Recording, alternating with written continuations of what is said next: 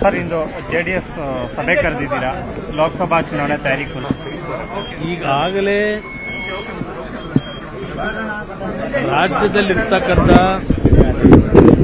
ಎರಡು ರಾಷ್ಟ್ರೀಯ ಪಕ್ಷಗಳು ಬಿಜೆಪಿ ಮತ್ತು ಕಾಂಗ್ರೆಸ್ ಮತ್ತು ಇತ್ತೀಚೆಗೆ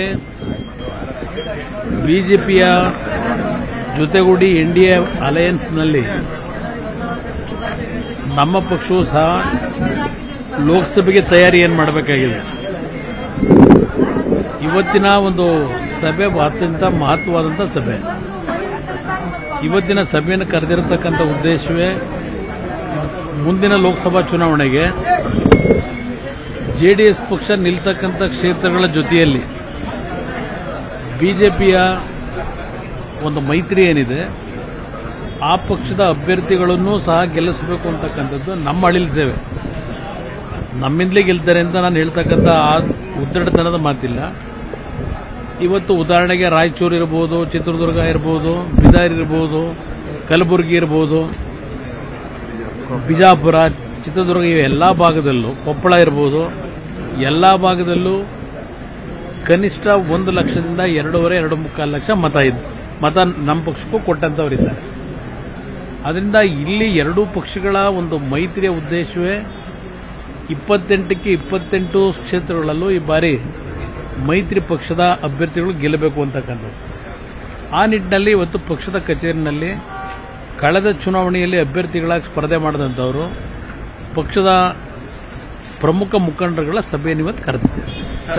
ಸರ್, ಇಂದು ಜೆಡಿಎಸ್ ಸಭೆ ಕರೆದಿದ್ದೀರಾ, ಲೋಕಸಭಾ ಚುನಾವಣೆ ತಯಾರಿ ಈಗಾಗಲೇ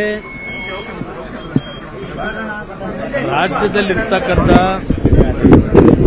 ಎರಡು ರಾಷ್ಟ್ರೀಯ ಪಕ್ಷಗಳು ಬಿಜೆಪಿ ಮತ್ತು ಕಾಂಗ್ರೆಸ್ ಮತ್ತು ಇತ್ತೀಚೆಗೆ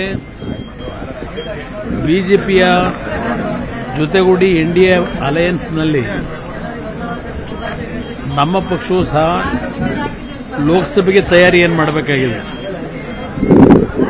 ಇವತ್ತಿನ ಒಂದು ಸಭೆ ಅತ್ಯಂತ ಮಹತ್ವವಾದಂಥ ಸಭೆ. ಇವತ್ತಿನ ಸಭೆಯನ್ನು ಕರೆದಿರತಕ್ಕಂಥ ಉದ್ದೇಶವೇ ಮುಂದಿನ ಲೋಕಸಭಾ ಚುನಾವಣೆಗೆ ಜೆಡಿಎಸ್ ಪಕ್ಷ ನಿಲ್ತಕ್ಕಂಥ ಕ್ಷೇತ್ರಗಳ ಜೊತೆಯಲ್ಲಿ ಬಿಜೆಪಿಯ ಒಂದು ಮೈತ್ರಿ ಏನಿದೆ ಆ ಪಕ್ಷದ ಅಭ್ಯರ್ಥಿಗಳನ್ನು ಸಹ ಗೆಲ್ಲಿಸಬೇಕು ಅಂತಕ್ಕಂಥದ್ದು ನಮ್ಮ ಅಳಿಲ್ ಸೇವೆ. ನಮ್ಮಿಂದಲೇ ಗೆಲ್ತಾರೆ ಅಂತ ನಾನು ಹೇಳ್ತಕ್ಕಂಥ ಆ ಉದ್ದಟತನದ ಮಾತಿಲ್ಲ.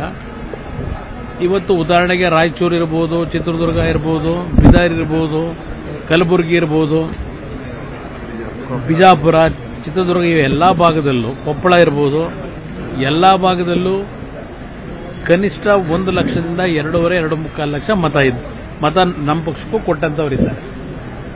ಅದರಿಂದ ಇಲ್ಲಿ ಎರಡೂ ಪಕ್ಷಗಳ ಒಂದು ಮೈತ್ರಿಯ ಉದ್ದೇಶವೇ 28ಕ್ಕೆ 28 ಕ್ಷೇತ್ರಗಳಲ್ಲೂ ಈ ಬಾರಿ ಮೈತ್ರಿ ಪಕ್ಷದ ಅಭ್ಯರ್ಥಿಗಳು ಗೆಲ್ಲಬೇಕು ಅಂತಕ್ಕಂಥದ್ದು.